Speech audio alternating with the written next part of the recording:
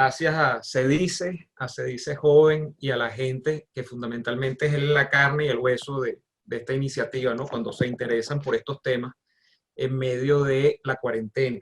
Y bueno, espero que les sea de provecho lo que yo tenga, poco, mucho, más o menos, que decirles el día de hoy, ¿no? Y vayan en el aprieto que me han colocado. Es primera vez que hago un webinario, un foro virtual para los amigos de Se Dice. Y este es el gran tema, ¿no? Un tema que tiene como 45.000 ángulos de dónde resolverlo, si es que se puede resolver, que esa es una de las primeras preguntas en todo este caso. Marxismo y liberalismo enfrentados.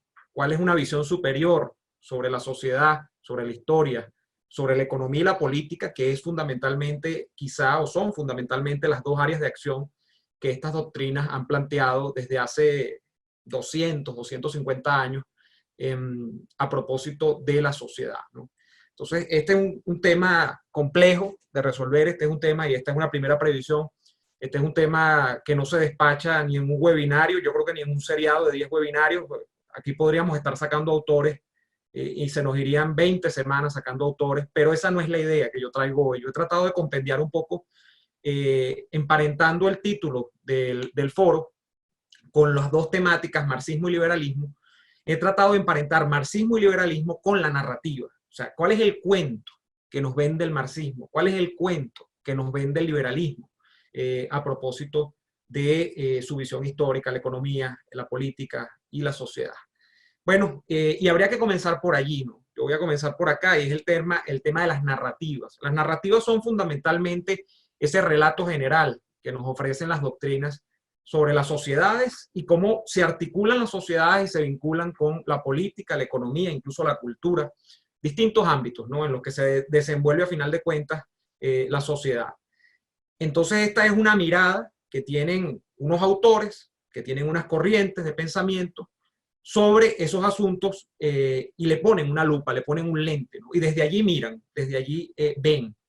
Y yo quisiera arrancar al revés, para ser un poco polémico, arrancar no por el liberalismo, sino arrancar por el marxismo y establecer cuáles son esos principios que nos ha dejado desde hace 150 años Carlos Marx, su continuador Engels, y bueno, no solamente los teóricos, sino los que han logrado, si es que se puede, lograr una praxis política marxista en nuestro tiempo, ¿no? En la historia de nuestro tiempo. Habría que decir que el marxismo, si hay que calificarlo y englobarlo o resumirlo en un solo tema, nace de una historia de victimismo, ¿no? La visión del marxismo es una visión de víctima, de la sociedad como víctima, y de parte fundamental de la sociedad como una gran víctima. La visión del marxismo es una visión de la historia donde existen oprimidos, que son la mayoría, y un pequeño grupo, un puñado de personas que son unos opresores, ¿no? Es una lucha eterna entre opresores y oprimidos. Y allí, bueno, el gran tema del marxismo, el primer gran tema, la lucha de clases. La sociedad está compartimentada en clases. Y hay una cosa que se llama la historia, que es el devenir de los acontecimientos de distinta índole que se dan dentro de las sociedades, y que esa historia es articulada fundamentalmente por el conflicto. O sea, la historia es conflictiva. Y ese conflicto, en el caso del marxismo, tiene la especificidad de ser un conflicto articulado a través de la lucha interclases, o sea, una lucha de clases. Las sociedades se han desarrollado pues a partir de esa lucha de clases, que además, si tú revisas bien en el fondo, por cuál es el problema, la pugna, el objeto de pugna en el fondo, se va hacia el análisis económico. Hay un problema de la economía y hay un problema que es de los medios de producción y de quiénes tienen los medios de producción. Las cosas que se hacen en la industria, las cosas que se cosechan en el campo, pero fundamentalmente está siendo una polémica puesta ya en medio de lo que eran los grandes avances que había dejado la revolución industrial en Europa, ¿no? En Inglaterra y en Europa. Marx era alemán, pero veía sobre todo y proyectaba su teoría hacia el mundo europeo.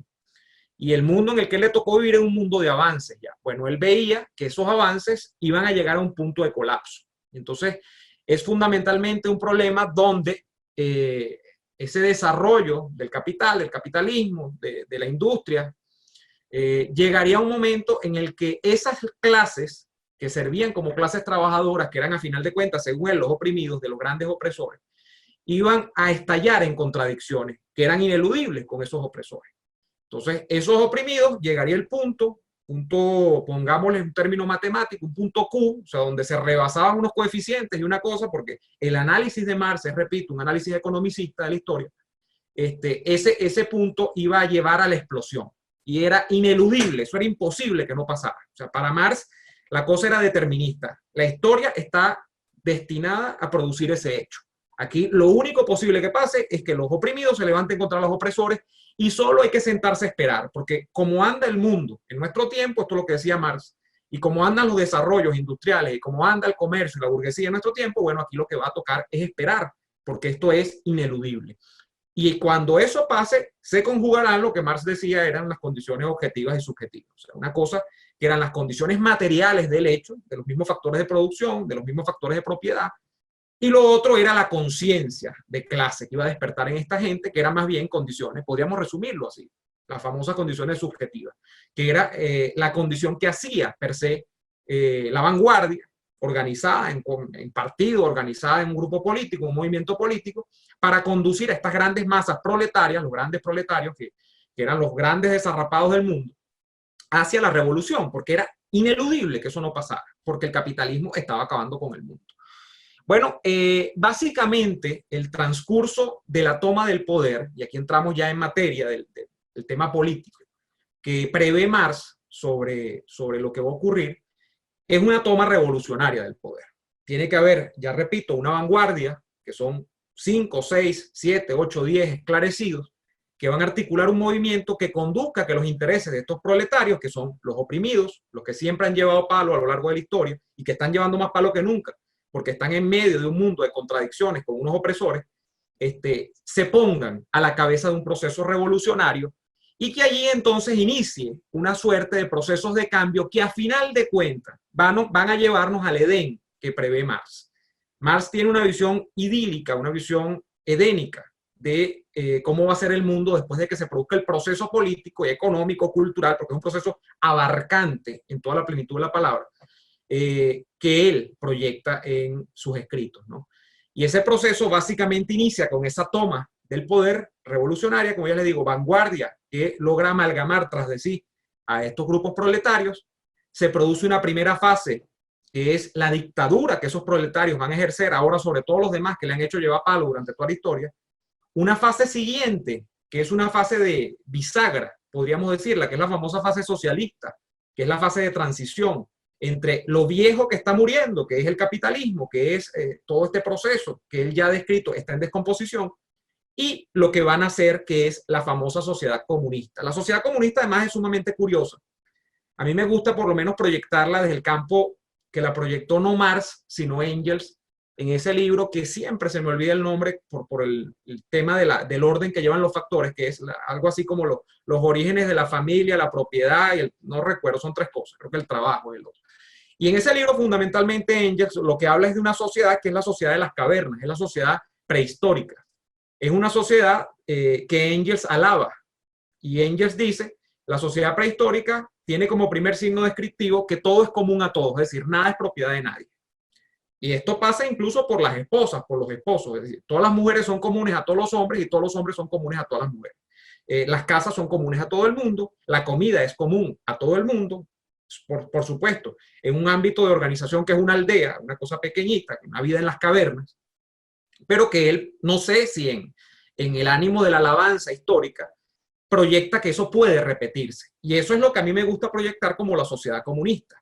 La sociedad comunista donde no hay clases, porque lo que dice Marx es, se van a acabar los opresores y los oprimidos, porque no va a haber clases sociales. De hecho, una de las cosas que va a morir primero, cuando ocurra la revolución, es el acabose de las clases medias, que eran una cosa así como indefinida para Marx, porque para Marx tú valías si eras proletario o si eras propietario de tierra, si eras opresor. O sea, tú no, la clase media era como una cosa, una engañifa para él.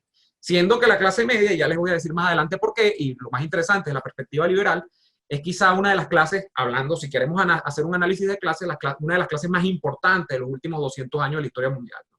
Porque es la historia de la evolución humana y de la salida de abajo, como decimos nosotros, en términos coloquiales, del mundo, ¿no? De las sociedades y las clases del mundo. Pero bueno, él decía, la primera que va a desaparecer es la clase media, y tras de sí los opresores, los oprimidos, no habrá propiedad privada porque no habrá necesidad de que haya propiedad privada. Y lo más importante de todo, que esto es el engaño histórico más grande que existe. Nosotros vamos a ejercer, ya les dije, la dictadura del proletariado, va a haber un Estado que no es un Estado per se, sino que es un Estado que supuestamente mandan los proletarios, que van a ejercer con todo el peso del caso esa dictadura, pero luego al final de este proceso no va a haber Estado. En la fase comunista, de la sociedad comunista, no hay ni propiedad privada, ni clases, ni Estado. O sea, el Estado desaparece porque no hay necesidad de Estado, porque volvemos al jardín de Adán y Eva, donde todo es prosperidad, quizás hasta que salga otra vez la manzana prohibida en el camino. O sea, una sociedad idílica y una sociedad completamente imaginaria, diría yo. El país que más cercano, bueno, hay experiencias, ¿no?, del desarrollo teórico que hace Marx, ¿no? Y la experiencia quizá más, que uno puede más resaltar en el siglo XIX es la experiencia de la Comuna de París, creo que hacia 1870. Una cosa que tiene algún filo marxista y que se cae al cabo de pocas semanas, pocos días, ¿no? Esa experiencia no dura, que es una especie de autogobierno allí donde, bueno, se vuelve, se critica el establishment y todo lo demás. Esa experiencia se cae. Pero la real primera experiencia y quizá la única de toma del poder bajo un esquema marxista que es reformulado, por supuesto, en la praxis por los teóricos y los políticos del momento, Lenin, Trotsky, y bueno, el déspota Stalin, es la experiencia de la revolución bolchevique hacia 1919, ya cuando llegamos al siglo XX, ¿no? Esa es quizá la única experiencia. Hay otras, por supuesto, a nivel mundial. Está la isla de Cuba, con lo que representó el castrismo. Está la Corea del Norte y la dinastía del gordito con el papá y el abuelo. Y hay así quizá otras pequeñas experiencias, quizás las habrá con regímenes que se autocalifican de marxistas en el África, en América Latina los hemos tenido, con alguna, un pequeño paréntesis como el de Salvador Allende en la década de los 70 en Chile, y así en Europa también seguramente que conseguiremos experiencia. Pero la gran experiencia de la puesta en práctica de todo este amasijo de cosas es la revolución bolchevique del año 17, en lo que pasa de ser la Rusia zarista a la Unión de Repúblicas Socialistas Soviéticas. Esa es la gran experiencia. ¿Qué ocurre allí? Bueno, lo que ocurre allí es que Lenin plantea toda la teoría marxista, la reformula de acuerdo a la conveniencia que tiene para ponerla en práctica en ese territorio, que por cierto ya comienza a contradecir la teoría marxista, porque ¿qué es lo que decía la teoría marxista? Que para que se produzca toda esta revolución, para que se produzcan estas tres fases que ya les he dicho, dictadura del proletariado, socialismo y sociedad comunista, tiene que haber una descomposición del capitalismo, tiene que haber una agudización de las contradicciones, y para que eso se produzca, tiene que haber un capitalismo avanzado, si no, no se produce. Y este hecho se produce en quizá uno de los países de Europa más atrasados para su momento. La Rusia de los zares es la Rusia más atrasada, o es mejor dicho, es el país más atrasado que tiene Europa en términos de que uno pueda proyectar allí la ocurrencia de la famosa teoría marxista de la toma del poder. En Rusia no había una industria de capacidad connotada, de capacidad importante para uno decir que iba a haber obreros que se iban a poner a la cabeza de una revolución. Era una Rusia agraria, era una Rusia muy atrasada, una Rusia ruralizada, empobrecida, eso sí, en grandes capas. Y bueno, donde el zarismo había gobernado por mucho tiempo. Pero aún así, Lenin se empeña en que allí se puede hacer la revolución y termina haciendo una revolución, expulsa el zarismo del poder. Y luego de su muerte, luego de que él acomoda la teoría de alguna manera, la praxis propia de ese territorio, lo que sobreviene es la cara, bueno, más cruenta del marxismo, que es la dictadura estalinista. El estalinismo es quizá de las peores plagas que se ha conocido en términos de gobierno en los últimos 150, 200 años también, en todo el mundo. Y estoy hablando incluso cuando tomamos en cuenta el nazismo, el nazifascismo, cuando hablamos de cualquier tipo de totalitarismo que no sea comunismo en el siglo XX. El estalinismo es superior en maldad, en asesinatos, en visión distorsionada de la historia, que muchísimos de los otros totalitarismos que son igual de repudiables, ¿no?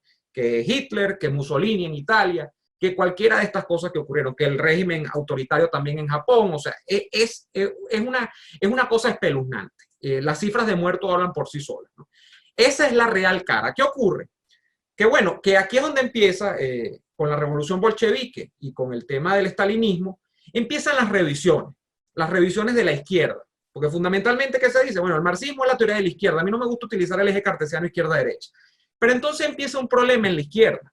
Un problema que incluso lleva a una escisión en términos internacionales, donde en esa famosa Segunda Internacional se quedan todos los partidos de la izquierda que dicen, mira, me parece que Rusia va a ser un derrotero, que es el derrotero de la violencia. Esto en el año 19, inclusive, no había llegado Stalin al poder. Es el derrotero de la amenaza a realmente cuáles son los principios que defendemos de libertad, igualdad, quizá la herencia un poco de la Revolución Francesa, ¿no? Y estos principios de justicia e igualdad.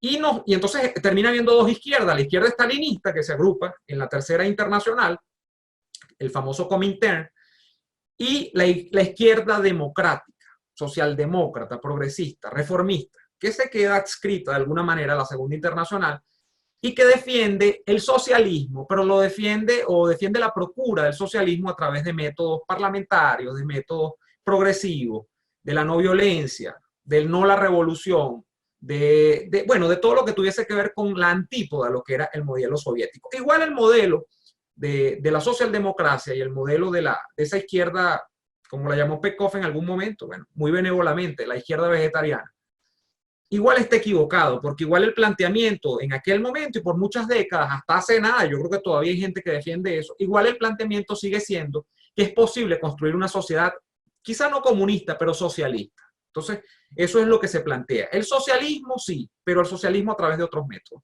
Y ustedes verán incluso en nuestra expresión venezolana que hay muchas críticas y hay un proceso arduo, esto es un proceso ideológico interesante, de la izquierda venezolana para desvincularse de lo que representaba el estalinismo, que era el marxismo puro. En algún momento la interpretación que se vendía como una interpretación marxista pura, porque los conversos venezolanos dirán, no, eso no es auténticamente marxista. Bueno, eso es lo que previó Marx. Ellos estaban de alguna manera adaptando el recetario, pero estaban haciendo lo que más o menos prevía la teoría marxista, ¿no? Y empezará entonces el proceso acá de la escisión de la izquierda. Bueno, esa izquierda que incluso va a la guerrilla, después se sale.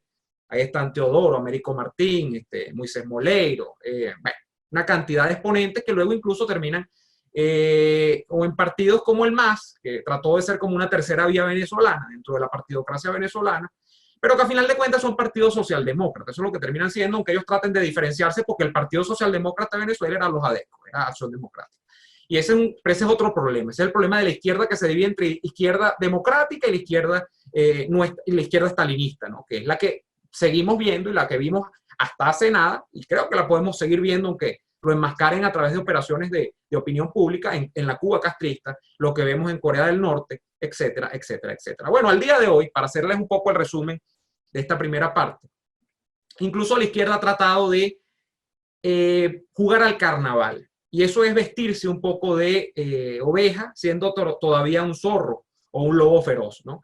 Y esa izquierda ha tratado de enmascararse desde el Foro de Sao Paulo, que es una creación del marxista Fidel Castro, que era una creación para tomar el poder, pero que una vez habían fracasado todas las guerrillas, por lo menos en el campo latinoamericano, bueno, hacerlo a través de la procura democrática. Y una vez que tú utilizas los métodos democráticos, destruían la democracia desde adentro.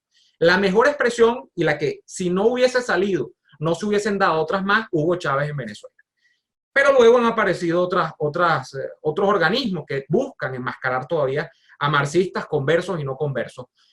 El Grupo de Puebla, por ejemplo, tan de moda ahora también, y bueno, y así vemos una cantidad de grupos que de tanto en tanto salen, grupos del progresismo mundial, etcétera, etcétera, etcétera. Mi gran conclusión sobre el tema del marxismo es que no hay, en 150 años que tiene la teoría marxista, por ponerle un número redondo, con sus continuadores, con sus intérpretes, con sus practicantes políticos, el primero y el más grande, Lenin, y luego Stalin en la Unión de Repúblicas Socialistas Soviéticas, nunca se ha podido instaurar el comunismo en el mundo. O sea, la última etapa de la narrativa, porque aquí hablamos de cuál es el cuento que nos venden, de la narrativa que nos vendió ese señor alemán hace 150 años, nunca se ha podido poner en práctica en ninguna parte del mundo. Pero es que no se puede poner en práctica porque es un disparate. No existe una sociedad sin clases, no existe una sociedad sin Estado, no existe una sociedad donde todos somos buenos y voluntariamente entonces compartimos todo. No existe una sociedad sin propiedad privada. Eso no existe, ni va a existir en ninguna parte del mundo, porque el hombre es hombre. Y aquí soy absolutamente hobbesiano, ¿no? Y el hombre vela por sus intereses. Entonces, eso es un disparate. Entonces, claro, nos quisieron vender que esa narrativa era posible cumplirla a través de una etapa de fuerza. Y nosotros los que hemos padecido más o menos por vía directa o indirecta este tipo de cosas, nos hemos quedado solamente en la fase de fuerza. No hemos visto llegar la etapa edénica, del socialismo, del comunismo, en este caso, la sociedad comunista, porque no va a llegar. En Cuba tienen 60 y tantos años y no va a llegar. Lo que se han quedado estacionados en una inmensa burocratización del Estado, un Estado absolutamente represor de las mínimas libertades humanas, y no es posible construir nada en el campo de lo material desde el punto de vista marxista. Esa es la conclusión. Ahora vamos al tema liberal, quizás que les interesa a ustedes un poco más. Pero el tema liberal, yo creo que hablar de liberalismo acá tendría que hacer una primera precaución también, y es que habría que decir qué tipo de liberalismo. Hay una pugna tremenda, y sé que pasa incluso, o sea, yo no soy miembro de CEDICE, pero tengo amigos que han estado en CEDICE, que están en CEDICE, y sé que hay una pugna tremenda, ojo, en el sentido del debate.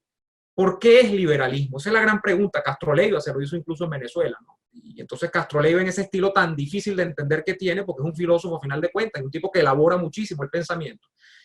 Bueno, hizo trabajo sobre el liberalismo, uno probablemente lea a Castro Leiva y termina entendiendo menos porque es muy complejo, ¿no? Pero la gran cosa que yo le tomo a Castro Leiva es que él dice, bueno, o que él plantea es, ¿qué tipo de liberalismo? Y tienen algo los liberales que decir. Y hay que empezar por allí, porque sé que, repito, ese es un objeto de pugna.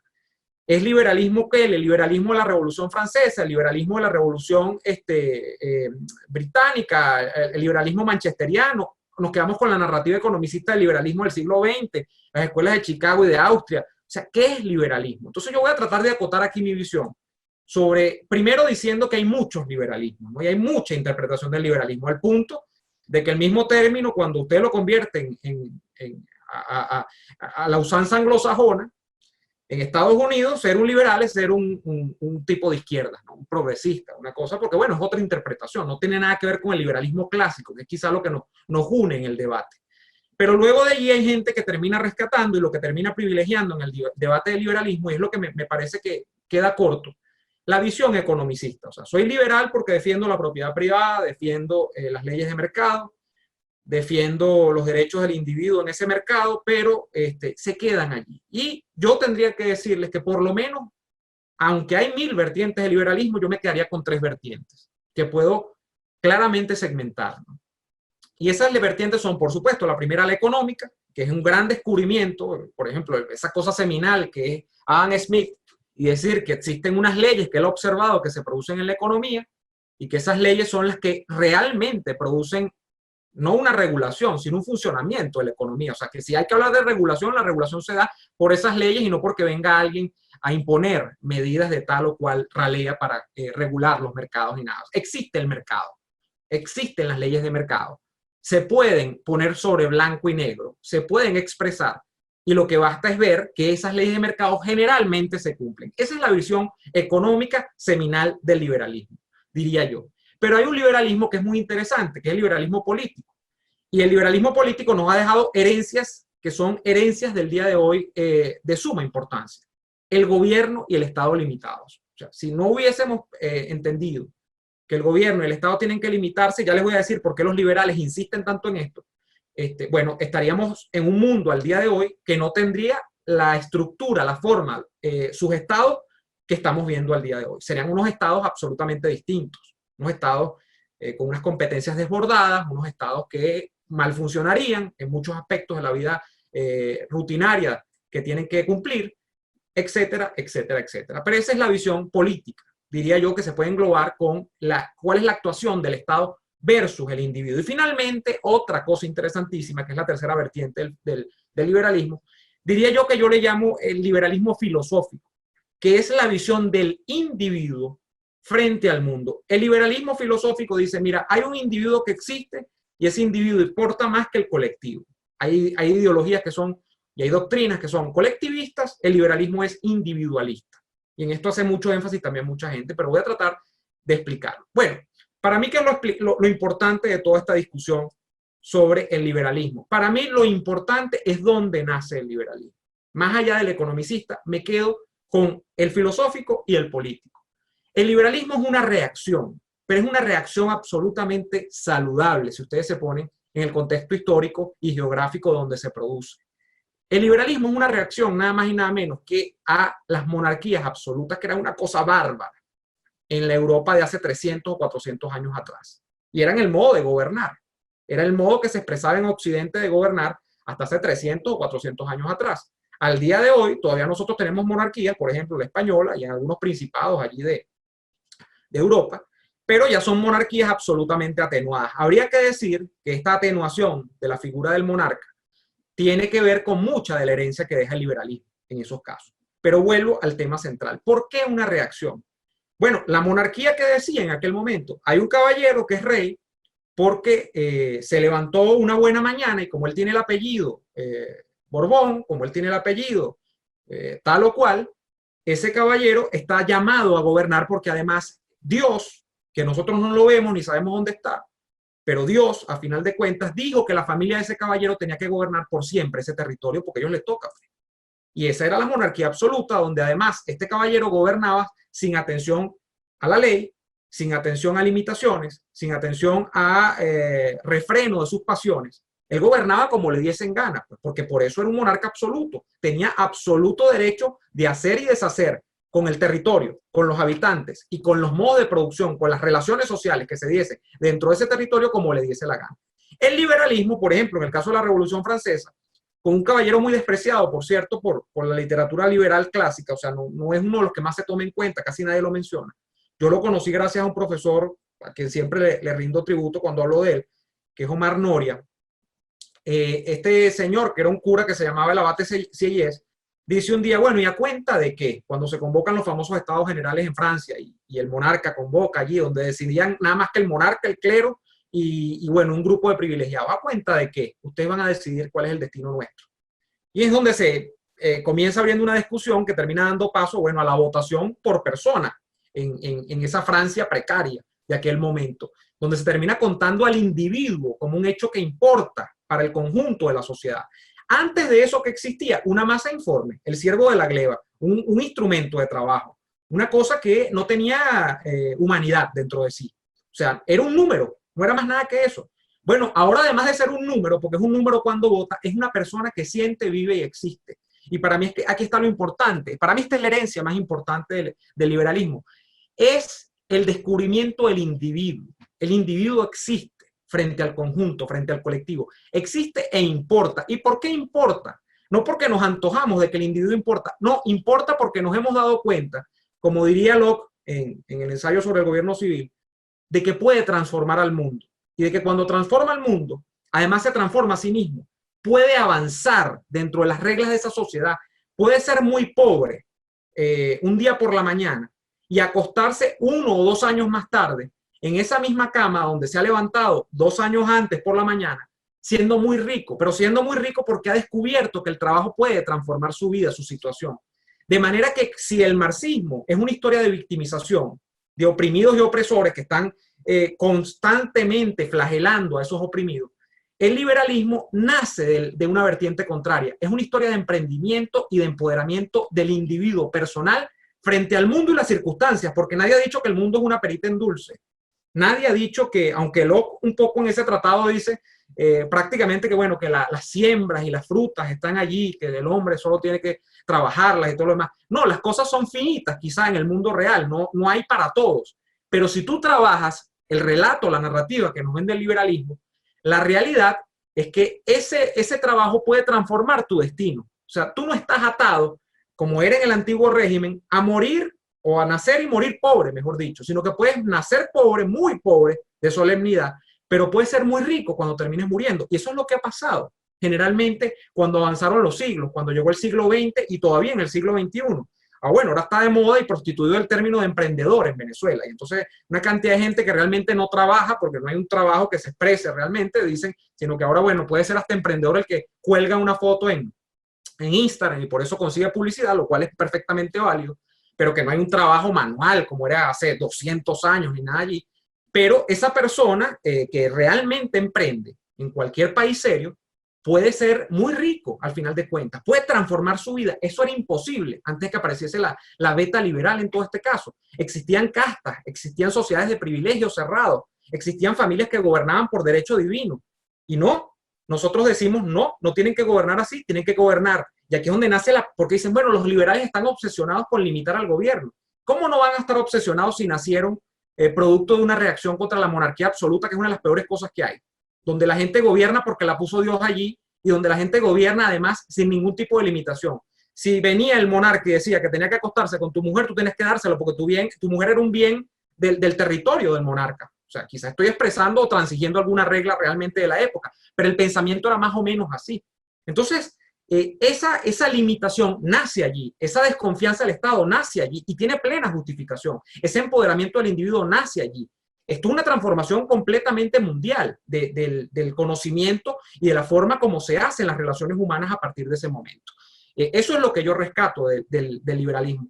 Acabar privilegios de castas, descubrir al individuo, limitar al Estado, porque se ha demostrado que un Estado ilimitado es absolutamente pernicioso. Y bueno, de allí toda la historia que conocemos, la separación de poderes, la economía de mercado, que mal que bien ha sido la única economía que al día de hoy produce resultados, donde nos hemos podido dar cuenta que los mercados no son perfectos, pero que el hombre no ha descubierto nada más perfecto que el mercado hasta el momento para regular las relaciones económicas, donde eventualmente aparecen grietas por faltas de información, por monopolios que aparecen allí, porque bueno, la tendencia es hobbesiana, la tendencia es a maximizar los beneficios, y ahí es donde tiene que estar el Estado liberal muy claro en que los monopolios son absolutamente perniciosos, como lo son los oligopolios, pero el mercado, a final de cuentas, es lo único que ha logrado más o menos resolver esa intrincada relación entre los hombres a partir del dinero, o sea que no hay manera de resolverla hasta ahorita de otro modo, con sus grietas, como he dicho. Si nosotros revisamos lo que ha ocurrido, para no extenderme un poco más, lo que ha ocurrido después de que nacen estos enviones liberales en la Gran Bretaña, a su modo en Francia, que no son los que coronan la Revolución Francesa, porque la Revolución Francesa, a pesar de que existían estos pensadores de beta liberal, la revolución se va hacia otros extremos y termina monopolizada bueno, por el grupo, como ustedes saben, de los mochacabezas, de los jacobinos. Incluso después termina con la restauración de una monarquía como la de Napoleón el poder, para después divagar a Francia entre muchas cosas, pero que tienen esas vetas en Europa. Toda esa herencia es lo que se ha expresado después del siglo XIX, del siglo XX, ahora en el XXI, en más o menos lo que conocemos nosotros como el mundo civilizado de hoy. La expresión del gobierno de Occidente, del gobierno de los países occidentales, de Europa, que tienen algo que decirle al mundo en términos positivos, y de Estados Unidos, del lado de América, son expresiones más o menos de la herencia liberal. Económicamente, políticamente y filosóficamente. Prima la visión del individuo como alguien importante, prima la visión del Estado limitado, la visión de la división de poderes, porque tiene que haber división de poderes, y prima además la visión de la economía de mercado, como la única economía que hasta ahora más o menos logra efectos realmente positivos sobre ese proceso sumamente intrincado que es el proceso económico humano.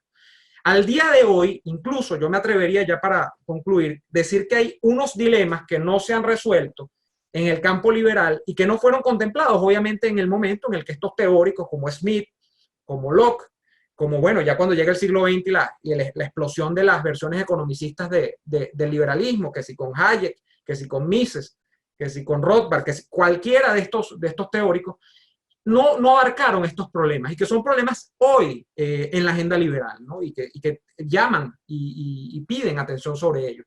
Por ejemplo, el tema de cómo abordar liberalmente el tema de las drogas. ¿Deben ser legalizadas? ¿No deben ser legalizadas? Un liberal dice que cada quien tiene derecho a decidir su futuro. Claro, el problema está en que el futuro de esa persona no empaña el futuro de otro. Y ahí está el tema liberal. La unión legal de las personas del mismo sexo. Si esas dos personas de un mismo sexo no maltratan a un tercero, se les tiene que poner limitaciones para que ellas puedan tener legalmente un matrimonio. Incluso está otro tema que va un escalón más arriba. Estas personas del mismo sexo, una vez que se unen en matrimonio, pueden o deben tener la capacidad de adoptar niños. Es un tema muy difícil de resolver porque hay bueno, toda una herencia de tradiciones que no existen. Hace 50 años personas del mismo sexo adoptando niños y criándolos. No sabemos cómo queda, a final de cuentas, la herencia de un hogar donde no es una mamá y un papá, sino que son dos papás o dos mamás las que crían un niño. No lo estoy diciendo en términos peyorativos, estoy diciendo que no hay una herencia de esos temas y allí se pone un poco a tambalear el tema liberal, pero estos son temas además que secuestra la izquierda política, ¿no? Y que dicen que son temas de ellos. No, estos son temas que incluso son perfectos para plantearlos en el ámbito liberal, donde lo que importa es la decisión del individuo. Bueno, el tema del aborto voluntario. ¿Somos o no somos partidarios de que cada quien decida si viene a concebir a alguien al mundo o no? Ese es otro tema. El tema de la eutanasia, ponerle fin a la vida es un proceso estrictamente natural o la persona puede decidir que ya no quiere vivir más y como ella es dueña de su vida, de su cuerpo, y su cuerpo es para empezar su propiedad privada más preciada, decide o no si sigue viviendo. Esos son temas que yo creo que van a dar por mucho más tiempo debate a los liberales en el mundo. Pero quiero cerrar es con esto. Al día de hoy, en el mundo que conocemos nosotros, en el mundo occidental, el mundo que realmente importa, para lo que es incluso la vinculación histórica de Venezuela, ese mundo existe gracias al pensamiento liberal. Lo que se expresa allí, claro, donde hay matices, sobre todo en Europa, porque hay una herencia de posguerra, con el tema de un consenso hacia el estado de bienestar y todo lo demás, más allá de que gobierne un partido socialdemócrata, la estructura de política, la estructura de los mercados en términos económicos y la estructura, a final de cuentas, filosófica, que es de respeto al individuo, son herencias liberales que son inamovibles. ¿Ya? Esa es la conquista liberal. El liberalismo nunca hizo como el marxismo, que decía que el fin de los tiempos iba a llegar y cuando llegase esto es lo que iba a pasar. El liberalismo dijo, en medio de las circunstancias, en medio de cómo estamos viendo el mundo, creemos que esto es lo que va a ir pasando. Y decimos que esto es lo que hay que hacer con lo que va a ir pasando. Se ha hecho lo que se decía que había que hacer con lo que iba a ir pasando y los resultados no han sido tan negativos. La humanidad en términos de avances, en términos de progreso, desde un punto de vista global, al día de hoy, tiene mucho de lo que tiene porque se ha aplicado de alguna manera el pensamiento liberal en cada uno de estos países. Bueno, sin mucho más que decir, yo les agradezco muchísimo por invitarme la tarde de hoy y quedo abierto a cualquier tipo de preguntas que puedan hacerme por esta vía. Gracias.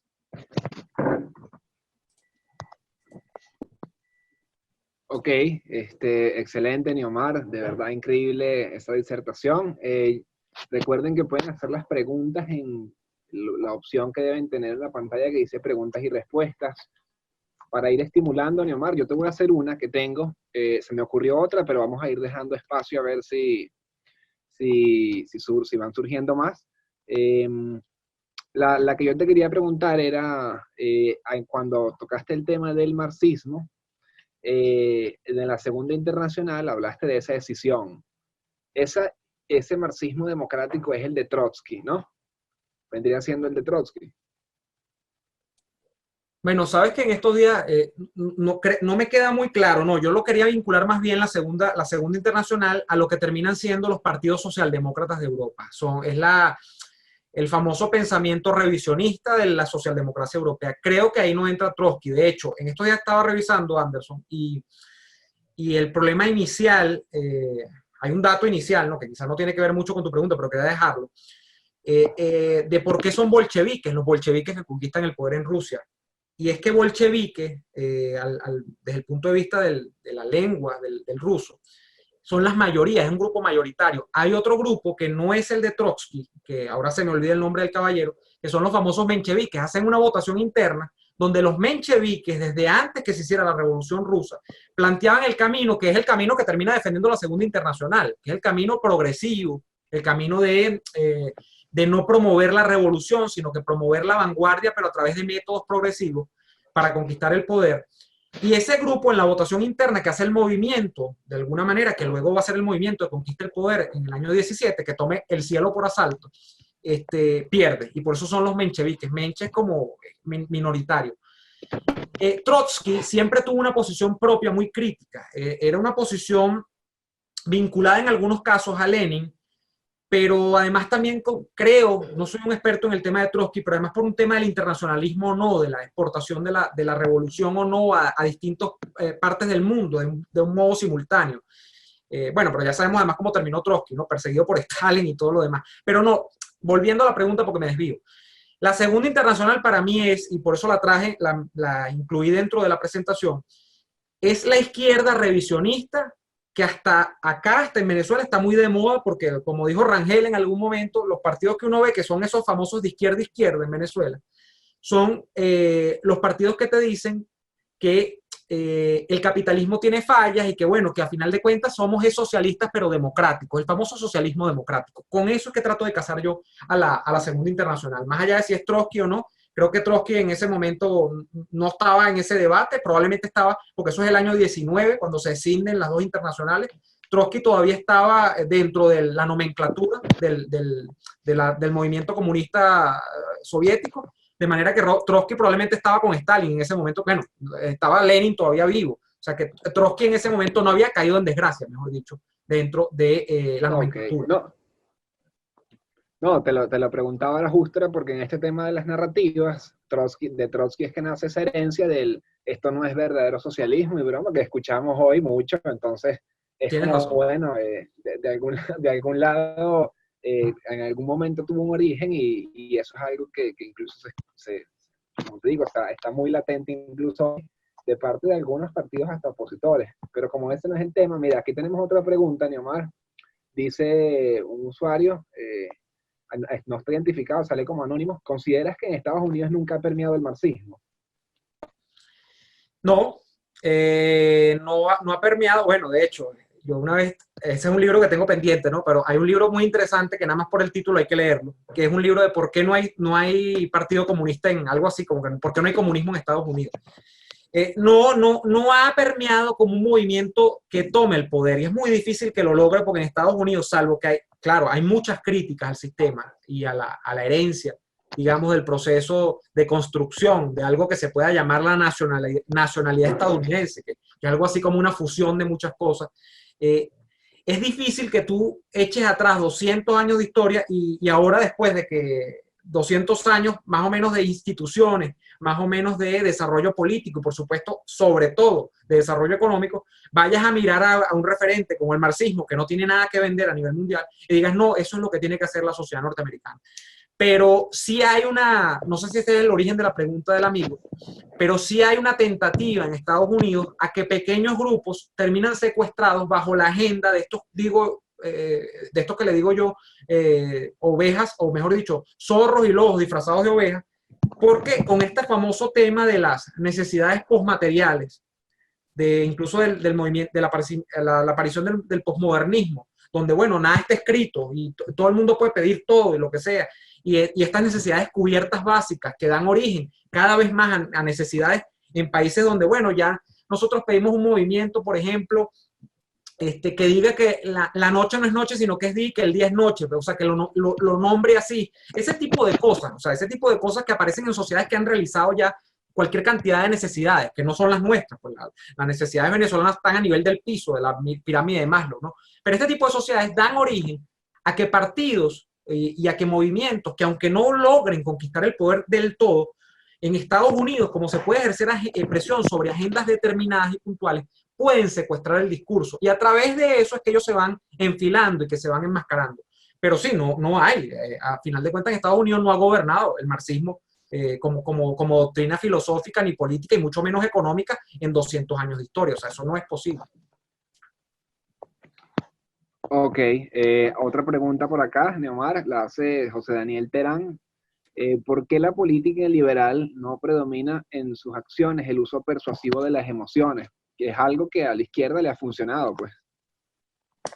Es una excelente pregunta y por eso es que parte de la narrativa, hablando de narrativas que yo quería traerles el día de hoy a ustedes, no quería quedarse en la típica defensa que se hace desde el campo liberal de las ideas económicas y de la praxis económica, que por supuesto tiene muchas ventanas que mostrar y muchos éxitos que mostrar, pero creo que hay una deformación en el buen sentido de la palabra de los defensores de la libertad hacia defender esa libertad a partir del hecho económico. No sé por qué, pero yo creo que, y por eso traje un poco la narrativa mía hoy, hay muchas más cosas que defender. Yo les he hablado de nada más y nada menos que de un hecho inédito para la humanidad. Lo que pasa es que eso quizás en un discurso no vende. O sea, armar un discurso político de un partido, en un meeting, de un cierre de campaña, y decir, mire, ustedes saben que la libertad fue nada más y nada menos, y el liberalismo como corriente de pensamiento, fue nada más y nada menos la que descubrió al individuo frente a la masa informe que éramos los seres humanos hace 200 o 300 años atrás. Es un logro tremendo, el descubrimiento del individuo, pero eso quizá no vende en términos de cómo puede vender la izquierda, que generalmente falsea todo, porque si algo hay que decir es que, y como dice el amigo Terán, la izquierda echa mucha mano al discurso, pero es que la mitad de las cosas que dice la izquierda son mentiras, lo que pasa es que suenan muy bien. Entonces, la pregunta es, y yo dejo una pregunta acá, Entonces lo que corresponde es elaborar una narrativa que conlleve engaños también, desde el campo liberal, para que venda más. Es complicado, pero yo creo que el consejo que yo haría a los defensores de la libertad es que no se queden en la visión economicista de la defensa liberal. Hay muchas más cosas que defender. Ok, perfecto, Neomar. Por aquí no es tanto una pregunta, sino una consideración de la que piden tu opinión, Neomar. La hace José Ignacio Carpio. Él plantea, bueno, el marxismo pretende una corrección de la conducta y el liberalismo interpreta más bien la conducta para darle una explicación. Entonces de ahí es que parte ese dilema del liberalismo con respecto a temas que pueden ser polémicos como el aborto, que no puedan ser resueltos justamente desde una corrección, sino que se debe encontrar la explicación para determinar esa conducta. O sea, bastante cierto. Sí, sí, no, absolutamente. Por eso yo decía al principio que además mientras uno nace del victimismo, el otro nace de una narrativa que te dice, mira, no todo está tan malo, tú tienes la posibilidad de ser dueño de tu destino. Tú no estás sufriendo ni estás padeciendo porque Dios, y ojo, yo soy católico, pero una cosa es una cosa y otra cosa es la religión en la iglesia y el Estado en el Estado y la política en la política. Él dice, tú no estás padeciendo porque Dios te puso en esa condición, sino que tú eres amo de tu destino, tú tienes la posibilidad de cambiarlo. De manera que mientras uno es determinista, porque además dice, esto va a pasar porque va a pasar, el otro dice, mira, nos parece que la interpretación de lo que está ocurriendo es esta, y las medidas a tomar sobre el hecho económico, sobre el hecho social, sobre el hecho político, el manejo del gobierno, son estas cosas que tienes que tener en consideración. Mientras uno es absolutamente determinista, el otro parte de un análisis, como también parte el marxismo. El marxismo incluso es muy útil para quienes quieran analizar la historia. De hecho, hay gente que no es comunista y utiliza el marxismo como método de análisis de la historia, pero lleva o conlleva, si tú quieres someter eso a una praxis política y una praxis económica, lleva a una cosa determinista. Bueno, pasa porque pasa. Y caramba, en 200 años no ha pasado. Es como curioso. Claro, siempre aparecen, como dices tú, Anderson, los que dicen, no, es que eso no es verdadero marxismo, ni es verdadero comunismo, ni es verdadero socialismo, sino que vamos otra vez, vive del reseteo, además permanente como del origen de la cuestión. O sea, vamos otra vez a comenzar porque ahora sí. El liberalismo no. Entonces el liberalismo parte de esa interpretación, me parece muy buena esa acotación. Perfecto, Neomar. Por acá, Diana Ruiz te pregunta justamente en este mismo, con relación a eso último que acabas de decir, si tú consideras que en Venezuela se ha aplicado un socialismo de corte soviético o se ha aplicado más bien una suerte de socialdemocracia que yo me atrevería a decir, en todo caso, distorsionada, porque uno no explicaría cómo puede ser socialdemocracia, pero bueno, te la dejo. ¿Cómo? ¿Cómo no? Ajá. No sé si se refieren a la práctica política actual o a nuestra historia, pero en todo caso, ¿qué No, al ocurrió actual. antes? Ah, dime, sí, Anderson. Al actual, al actual. No, actualmente este es el matizado, o sea, el destilado que queda como cuando tú tienes el ron, tú tienes el whisky, haces las mezclas. Este es lo que queda de una herencia que viene de la interpretación marxista, cuando Fidel Castro se asume marxista-leninista en el año 61, creo, 62, ahora no recuerdo bien el año. De eso, esto es una conjunción de eso, sobre todo una gran beta de eso, una beta de los nuevos regímenes, estos que llaman, bueno, a mí me gusta decirle híbridos porque o eres demócrata o no lo eres, pero bueno, estos nuevos regímenes que no son tan fáciles de calificar como lo eran en el siglo XX, porque en el siglo XX existía Hitler, existía Mussolini y existían las democracias y el comunismo bajo la égida de Stalin en la Unión de República Socialista Soviética. Era muy fácil determinar, pero ahora no, hay unos tipos que han mutado. Entonces, esto es una mezcla de eso, pero la beta central para mí, por supuesto, que es marxista, y es marxista con el know-how además cubano. O sea, quien obvie que este es el filtrado que hace Fidel Castro de la adaptación marxista al Caribe y a Latinoamérica, con la teoría de guerrillas, pero además, y la revolución, pero además adaptada a este calorcito y a estas fruticas tropicales nuestras, bueno, eso, quien obvie eso del análisis está obviando buena parte del análisis. Eso es el chavismo. Para mí, por ejemplo, a mí me arde muchísimo, me duele muchísimo. En estos días leía, bueno, hay típicas cosas con las que se busca enmascarar o renombrar al chavismo para no decir que es marxista o que no tiene, no decir la herencia marxista, porque Marx es hablar de 200 años. Herencia castrista, que es una herencia marxista, ¿sí? De interpretación marxista y de praxis marxista de la política y de la economía y todo esto. Es decir, que el chavismo es un movimiento o de derechas porque es un movimiento conservador nacionalista o es un movimiento nazi, pues casi que, bueno, no, Chávez, si se dejaba el bigote era Hitler, entonces, no, bueno, por Dios, o sea, ¿de qué estamos hablando? Para mí la cosa es muy clara. Sobre lo anterior, Anderson, de la socialdemocracia que tú hablas, me imagino que te refieres al periodo anterior. Sí, Venezuela vivió en una democracia 40 años anteriores, que es una democracia, para empezar, que parte del hecho petrolero. Y la democracia, la petrodemocracia venezolana, hay que empezar por explicarla por allí. Más allá de la visión ideológica, que sí la tenían, sobre todo Acción Democrática. COPEI es un partido que tiene una visión ideológica y después se desdibuja.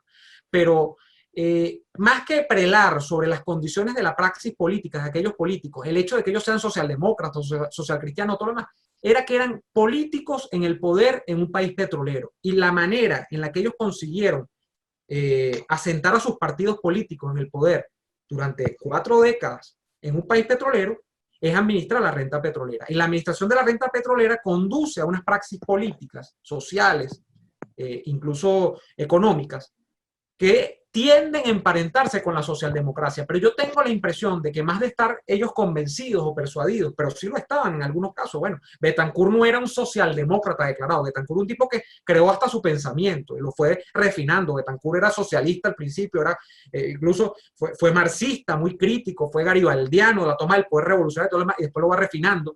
Pero más allá de eso, es el hecho que es un petroestado, y ese petroestado venezolano fue manejado más o menos con los criterios que se manejan los países socialdemócratas de Europa, porque nosotros tenemos petróleo. Entonces, el petróleo lo que hay que redistribuir. Lo que hace la socialdemocracia, el estado de bienestar. Entonces, hay que redistribuir a través bueno, yo voy a decir misiones sociales, ¿no? A través de programas sociales, a través de subvenciones, a través de la protección de la economía, o sea, ese tipo de cosas. Yo creo que más por allí que por las visiones ideológicas.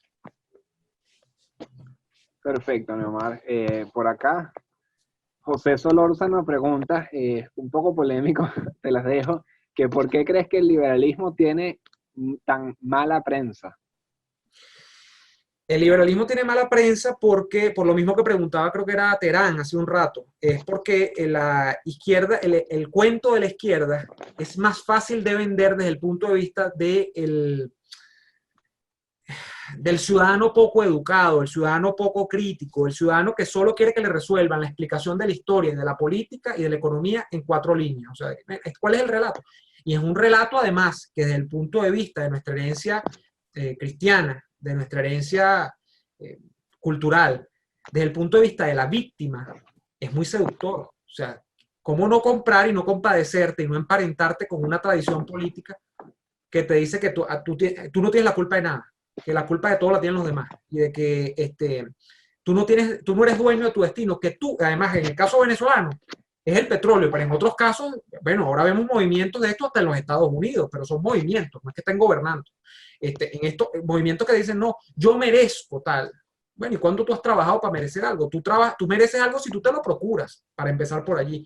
Yo merezco que a mí me den casa, yo merezco, claro, el chavismo es la exponenciación de eso con yo merezco todo, pues yo merezco casa, merezco comida, que me la pongan en una caja en la puerta de la casa, merezco todo, pues.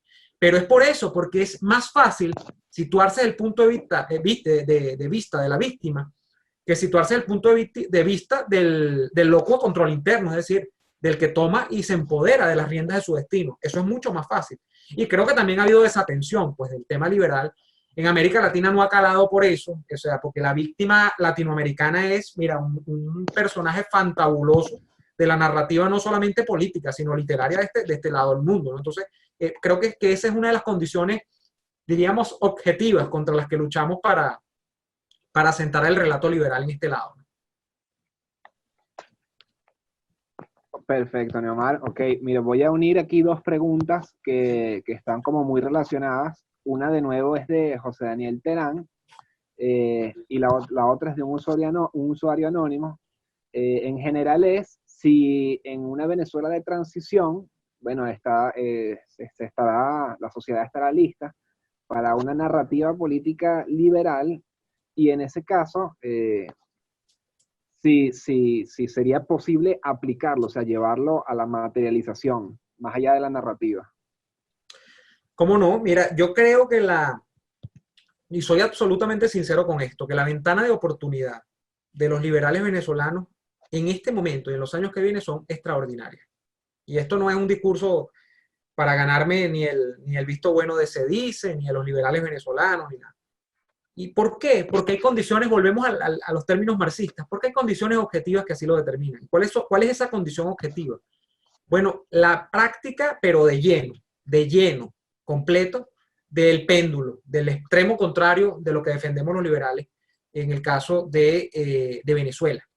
Aquí se ha producido por 20 años, bueno, todo lo contrario, y todo el recetario de esta herencia filomarxista, de esta herencia cubana, de esta herencia comunista, de todo este caso de la expropiación, de lo atentatorio a la propiedad privada, de las regulaciones, del Estado planificador extremo, donde, bueno, todo, te ponen hasta el precio de una curita, los controles de cambio, el perseguir al comerciante, el perseguir al pequeño emprendedor, o sea, todo. ¿Y en qué ha resultado? Bueno, Venezuela tiene el retrato y el rostro que ustedes saben más o menos que tienen. Yo no voy a poner aquí a sacarle los índices ni de pobreza, ni de retroceso a la democracia, que ustedes lo pueden buscar en internet. En todos los órdenes de la vida importante de las sociedades, Venezuela está de colista al día de hoy.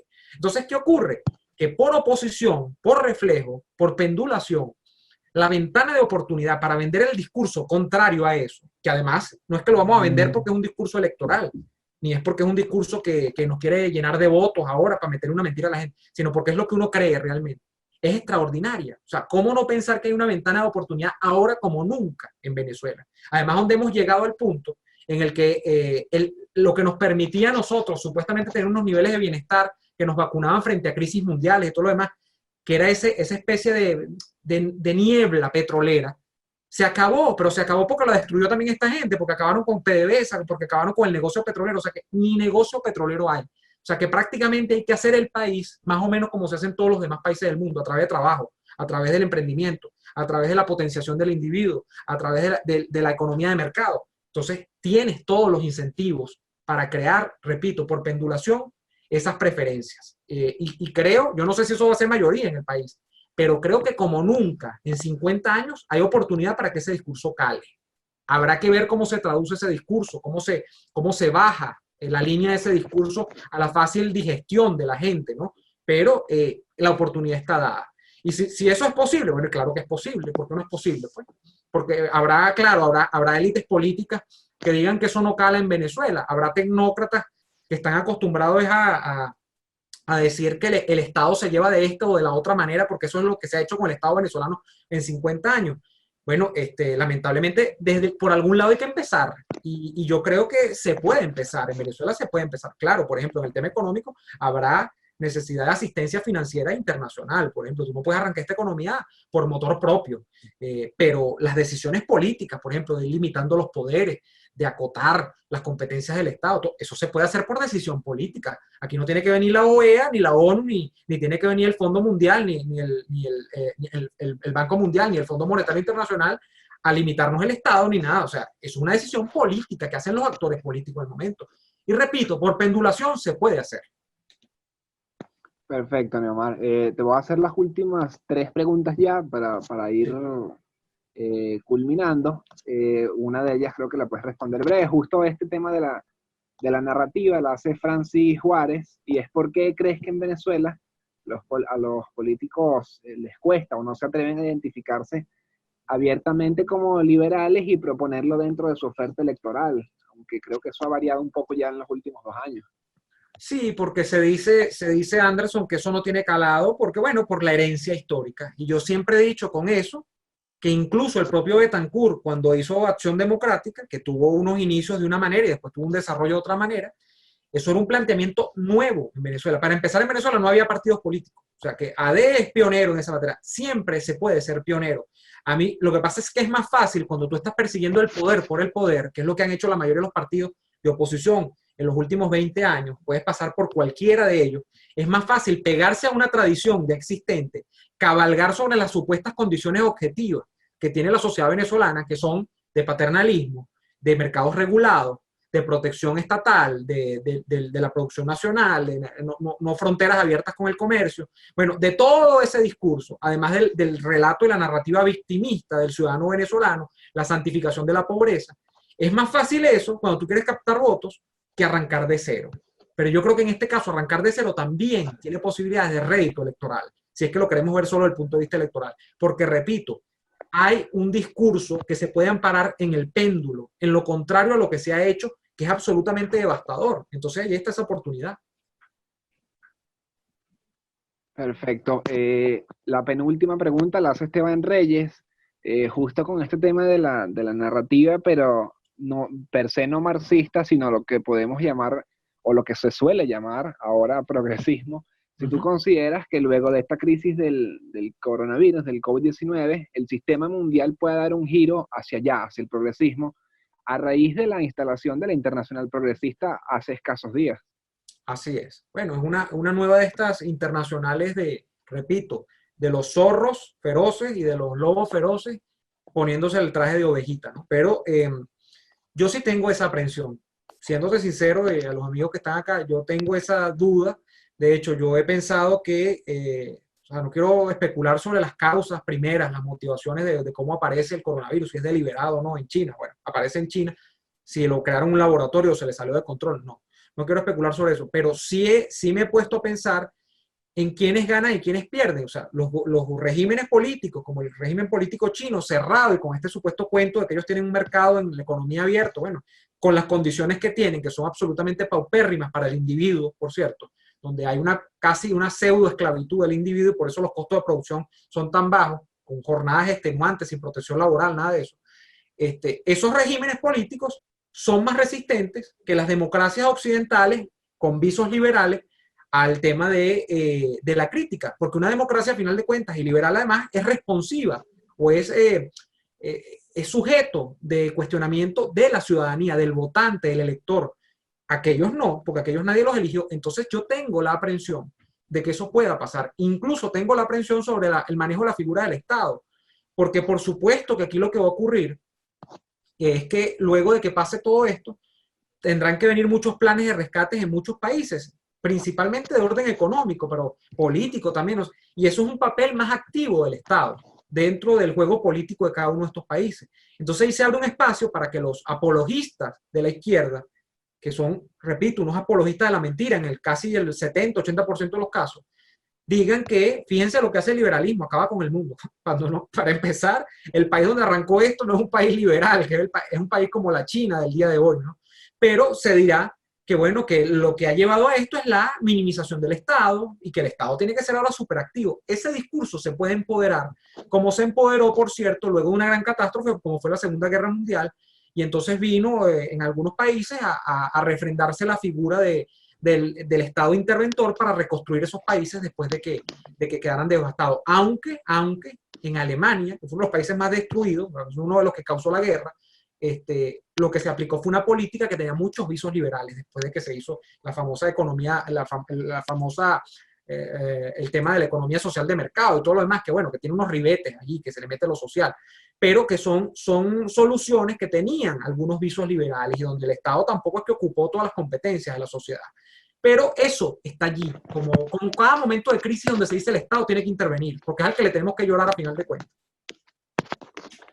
Perfecto, Neomar. Bueno, antes de hacer la última pregunta, aprovecho para aclarar una inquietud que había planteado Jorge Odría por por el chat. La había planteado también José Terán, preguntaban por liberales venezolanos. Esa la podemos omitir. Lo que les puedo decir a ambos es que recurran al Instagram de Se Dice Joven, plantéennoslas por ahí y nosotros les haremos llegar las respectivas referencias que tenemos justamente para estos casos, para, digámoslo así, ofrecerles todo un acervo de autores y de obras a las que pueden recurrir, ¿ok? Y la última pregunta, Neomar, ahora sí, te la hace aquí Paulina Sánchez, que es justo la otra coordinadora de Se Dice Joven. Ella te plantea cómo podemos combatir o cómo se puede combatir la narrativa del marxismo cultural. Difícil, porque eso que ahora se ha puesto de moda, se llama marxismo cultural, es justamente la instalación de esta visión victimista, de esta visión, bueno, de la santificación de la pobreza y todo este temas asociados, que se han instalado incluso en las capas de las élites culturales del país. En el caso venezolano es muy claro con el caso de las universidades, de algunos institutos del Estado, de las editoriales, claro, eso en un país donde existía incluso una preponderancia o una importancia de estas instituciones, de las universidades. No digo que no sean importantes al día de hoy, pero están tan disminuidas que uno le queda preguntarse si todavía hay espacio para discusiones ideológicas dentro de las universidades. Creo que sí, pero bueno, pero están golpeadas. Las editoriales las secuestró algunas como Monte Ávila, las terminó secuestrando el Estado venezolano, pero incluso antes de eso, el Estado venezolano chavista, repito, pero antes de eso ya había una propensión a dar estos ámbitos culturales a la izquierda, porque además fue como una conquista que se labró esa izquierda reconvertida en democrática después de que se bajó de la montaña con la guerrilla. Los gobiernos democráticos de Pérez en adelante pensaron, o de Caldera en adelante, Caldera 1, que dándole espacios de oxígeno a la izquierda dentro de los ámbitos de influencia de la sociedad venezolana, esa izquierda se iba a relajar. Alguna se relajó, otra siguió conspirando hasta nuestros días y bueno, puso a Chávez en el poder. Y lo acompañaron con otro grupo de interesados en el asunto, ¿no? Pero eso ha dejado una impronta muy grande dentro de las instituciones culturales del Estado. Entonces, es difícil. ¿Cómo se puede combatir? Puede parecer una tautología, una estupidez, pero hay que crear entonces referentes culturales propios, iniciativas culturales propias, que desmonten el discurso, que desmonten la narrativa. Y creo que esfuerzos como este justamente propenden hacia ello, propenden hacia desmontar esos falsos mitos y desmontar esas narrativas que están tan acendradas dentro de las capas culturales del país. Ok, perfecto, Neomar. Entonces, esto podemos considerarlo como todo por el día de hoy. Te agradezco, Neymar, te reitero mi agradecimiento por tu participación y por acompañarnos hoy con esta disertación que de verdad ha estado increíble. Espero que todos la hayan disfrutado tanto como la disfrutamos definitivamente Paulina y yo. Ha sido un gusto, Neomar, y bueno, esperamos que, por supuesto, que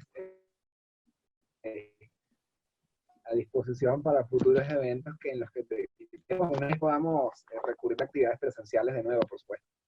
Cómo no, Anderson, quiero darle las gracias a todo el equipo de Se Dice Joven, a ti por contactarme especialmente y bueno, una oportunidad para expresar algunas cosas que espero hayan sido de interés de la gente y bueno, dispuesto por supuesto a cualquier iniciativa futura de que puedan plantear por esta vía o incluso presencialmente cuando salgamos de esta pandemia y de las precauciones propias de la pandemia para comunicar lo que haya que comunicar. Entonces, muchísimas gracias, Anderson, y todos los amigos de Se Dice Joven, por esta iniciativa y sigan adelante. Es mi consejo, porque sueno como un abuelo, pero es mi llamado a que sigan adelante porque son importantísimas estas iniciativas. Gracias, Anderson.